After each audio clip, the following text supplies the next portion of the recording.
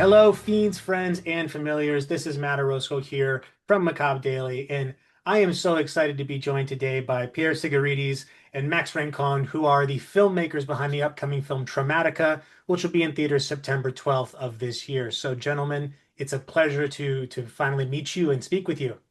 It's a pleasure to be on your podcast, man. Thank you for Oh, having us. well, the pleasure's all on this side of the camera, but we don't have all the time in the world, so I'm going to jump right into some questions. And the first one is, um, I loved Two Witches. One of my favorite films from the past few years, and I highly recommend it to a ton of people. But I also noticed that there's a through line with Traumatika with Rebecca Kennedy, and I'm curious, do you guys have something against Rebecca? Because you're always putting her in these really dire situations. Well, yeah, well, at least, yeah, you know what?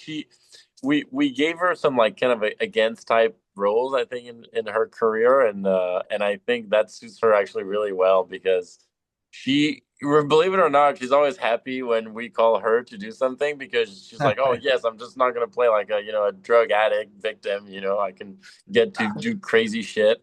Um, so no, we love her. We don't have anything against her. She's a real trooper. We couldn't have made that happen without her at this point. No, I mean she is outstanding, and just the way that the body performance alone in both of those films, Two Witches and Traumatica, is just outrageously good. So, with all love to Rebecca, I know you guys put her through her paces, but when you think about kind of your trajectory from Two Witches to Traumatica, what would you say has changed in regards to how you both, show up in the writing side and also in the directing side? Um, Good question. I think we tried to focus even more on maybe like I don't know, Max, what would you say here? I think that's an interesting question. I'm not sure. I think writing the way we worked on Two Witches and on Traumatica, often we say like we built, the movie as, it's an indie production, so the movie ends up becoming what it becomes because of the opportunity of or the lack of opportunity and resources that we can get.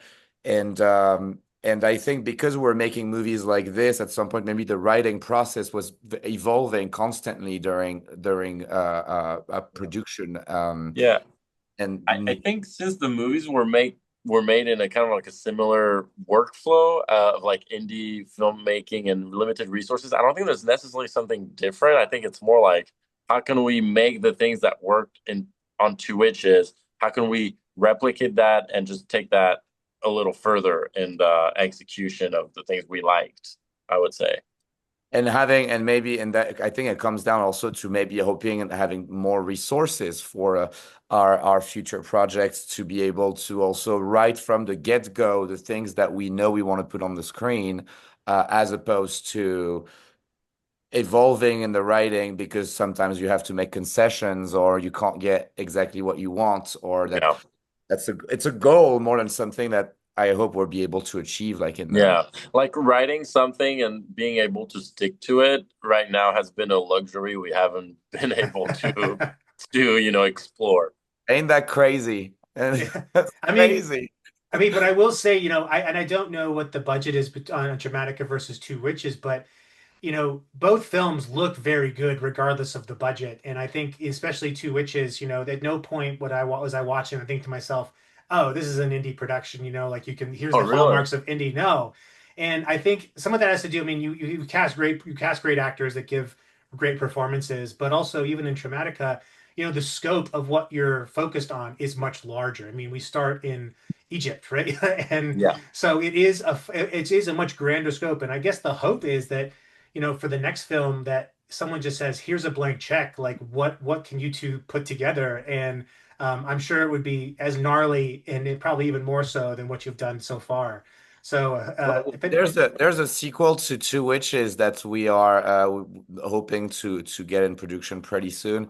And as we call it often when people ask us what it is, and if you're familiar with Two Witches, so we're saying like the sequel is really like Two Witches on steroids. Imagine like Terrifier, but with witches. It goes Yeah.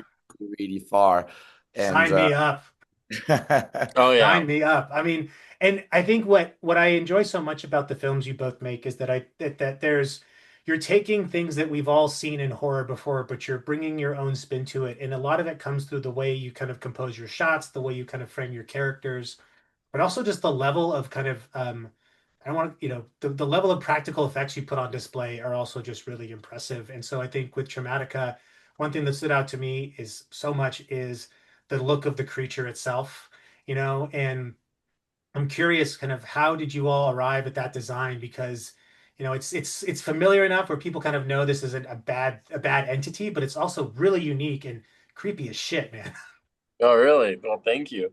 Yeah, for us it was we wanted to, try to gather as many fans as possible, and visually people that, would love, the Nosferatu original look, the Descent kind of look, of like those creatures in the cave that we thought was great, like, this kind of ghoulish thing. So honestly, we had that in mind, like let how, we need to be able to again rely on the tropes from the past, so then it gives it like a really satisfying aspect to it.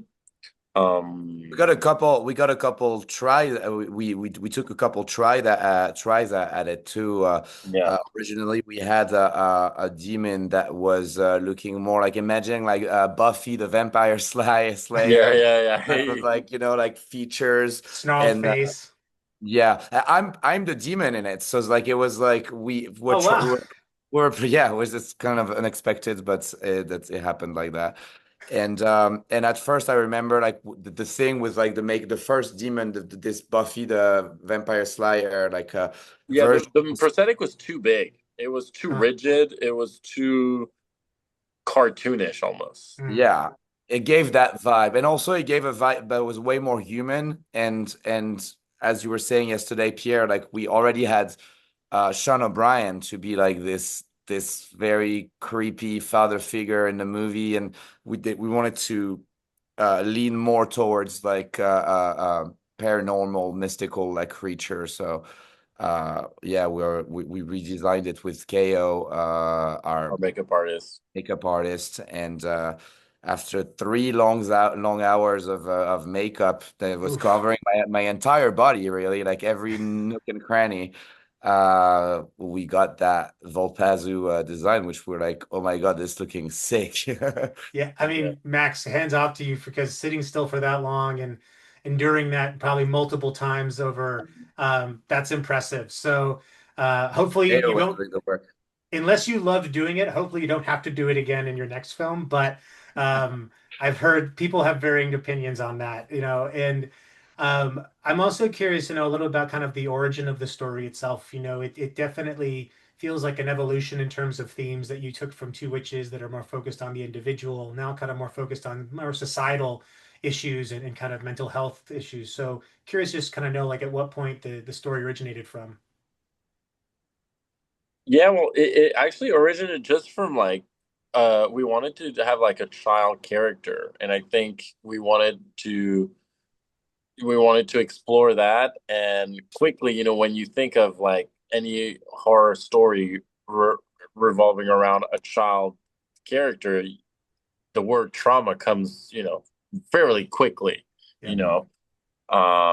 So that's how it originated. I originated with like a very simple idea, and then from that we expanded to a much broader subject and much broader I think that it's approach. interesting that you say it's more societal, because I agree, and I think there was a moment when we were like figuring that out. That's sorry, I have that.